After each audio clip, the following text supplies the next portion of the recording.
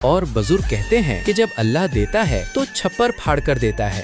ایک جگہ 3 بھائی رہتے تھے۔ 2 بھائی پڑھے لکھے تھے اور اچھی نوکریوں پر لگے ہوئے تھے۔ ان کی شادیاں بھی ہو چکی تھیں۔ تیسرا بھائی ان پڑھ تھا اور بکریاں چرایا کرتا تھا۔ ایک دن اس نے اپنے پڑھے لکھے بھائیوں سے کہا، بھائیو آپ دونوں پڑھ لکھ کر اچھی نوکریوں پر لگ گئے، آپ کی شادیاں بھی ہو گئیں، میں ان پڑھ ہوں، بکریاں چراتا ہوں، لیکن میری بھی شادی کرا دو۔ بھائیوں نے مذاق اڑاتے ہوئے کہا، تو ان پڑھ ہے، بکریاں چراتا ہے، نہ ٹھیک سے رہن سہن ہے نہ تعلیم، تجھے کون رشتہ دے گا؟ یہ سن کر اسے بہت دکھ ہوا۔ اس نے بکریاں چھوڑی اور گھر سے نکل گیا۔ راستے میں اسے ایک آدمی ملا۔ اس نے بتایا کہ فلاں جگہ ایک بادشاہ رہتا ہے جو ایک سوال پوچھتا ہے، جو اس کے سوال کا درست جواب دے دے بادشاہ اسے اپنی بیٹی کا رشتہ اور آدھی سلطنت دیتا ہے، اور اگر جواب نہ دے سکے تو ساری زندگی غلامی کرنی پڑتی ہے۔ یہ سن کر وہ نوجوان بادشاہ کے دربار میں پہنچ گیا۔ دربان سے کہا کہ بادشاہ کو اطلاع دی جائے کہ ایک شخص آیا ہے جو اس کے ہر سوال کا جواب دے سکتا ہے۔ بادشاہ نے اسے اندر بلایا۔ اس کے پھٹے پرانے کپڑے اور ننگے پاؤں دیکھ کر بادشاہ نے سوچا کہ یہ میرا کیا جواب دے گا۔ بادشاہ نے سوال کیا، دریا کے ایک کنارے پر